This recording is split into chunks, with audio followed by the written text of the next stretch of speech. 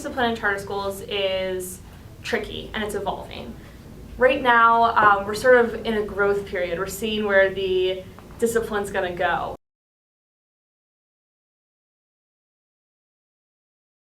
Each charter school acts as its own mini school district. And it's hard to know when you're going into a charter school exactly what the process is going to be because they get to dictate their own process. Charters have the right to fashion their codes of conduct based on the educational values that they believe best. That's the point of a charter school, and so the effort has to have a real balance between holding schools accountable without forcing every school to do the same thing, because that's not the purpose of charter schools. There are those sort of baseline things that are rooted in public school code that we want to make sure are included in charter agreements.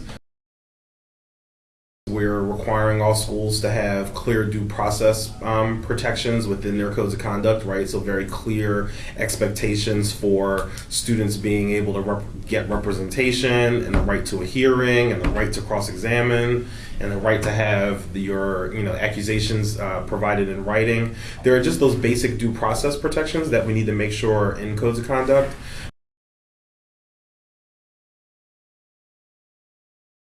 Charter schools can be full. So when a student is expelled from a school district school, they don't necessarily have a guaranteed spot available for them in a charter school. In contrast, when a student is expelled from a charter school, there is always a seat available in a district school. That sort of has shifted the dynamic in a pretty meaningful way in regard to district and charter schools' disciplinary practices, because what that means is because there's not always an option for a student in district school, they're much more likely to challenge disciplinary actions that are being taken by a school district, because there's frankly no other option for a public school. Whereas in a charter school, we see that in fact the disciplinary process is often circumvented, that we don't even get to the disciplinary process, because what happens very often is that a family will have a child in a school, and the school will accuse the child of a particular infraction, a violation of the school's code of conduct. They'll allege that this happened, and they'll say, we're going to expel your child. We're going to hold an expulsion hearing for your child. The charter school might often, we have this happen all the time, where a charter school will have the conversation with the family and say, this expulsion is going to happen. Your child's going to be expelled, and then you're going to have an expulsion on your record, and that's going to make it difficult for you to get into a better high school. It's going to make it difficult to get into college, but we'll do you this favor. It's presented oftentimes as this generous favor that they're being offering, which is we'll allow you to withdraw your child, and if you do that, then we won't hold our expulsion hearing, and you won't have an expulsion on your record.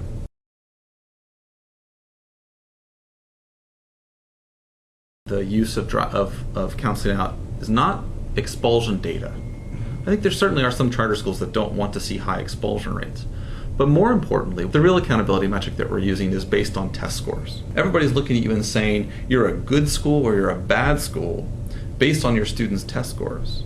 That creates some really perverse incentives for schools. So if I have a student that's struggling behaviorally, that's oftentimes correlated with academic struggles as well. And it also means that student's disrupting my other students who are trying to learn. So understandably, there's pressures on schools to get those students to no longer bring down their test scores. But we have to understand that there's a consequence for that, because that child needs to be educated somewhere by somebody and has a right to an education, and all of us pay. If that child's not educated properly at that school or in some school, they're going to have longer term outcomes that are going to suffer, and that we're going to pay for in the long run. And that is really part of what we think of as feeding the school to prison pipeline. So every time that child's pushed out of school, that's a child that's more likely to end up within the school to prison pipeline.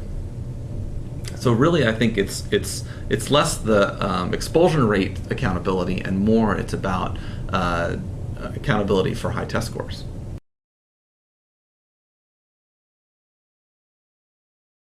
There's nothing necessarily illegal about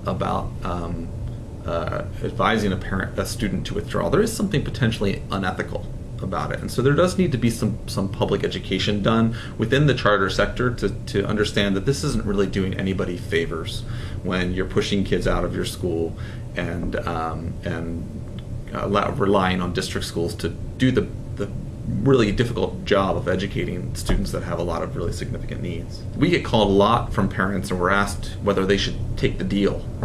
And oftentimes, even when they have a very good legal argument, even when there's not very good evidence that the student violated the code of conduct, or even when there's a strong argument that even if they did, that there's not a legal basis for expelling the child, even in those situations, many parents are reluctant to challenge the school, and very often they take the deal.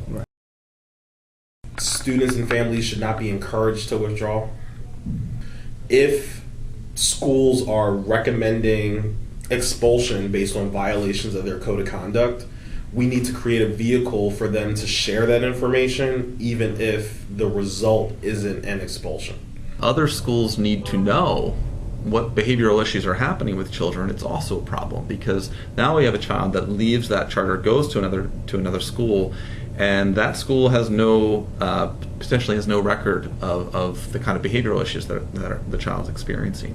So it's problematic in that way, but it also is problematic in that it has the result of a lot of students with really significant behavioral needs being inequitably concentrated in district schools. District principals who are accepting these kids from charter schools, they don't know why they've left. They don't know what the issues were, if it was something small or something large, and it's hard to communicate back and forth. The fact that kids are being, counseled out or encouraged to withdraw might feel a little different if we got all the advance notice, right? If charter school told us, hey, on April 1st, we recommended expulsion for a kid based on violation A, B, and C.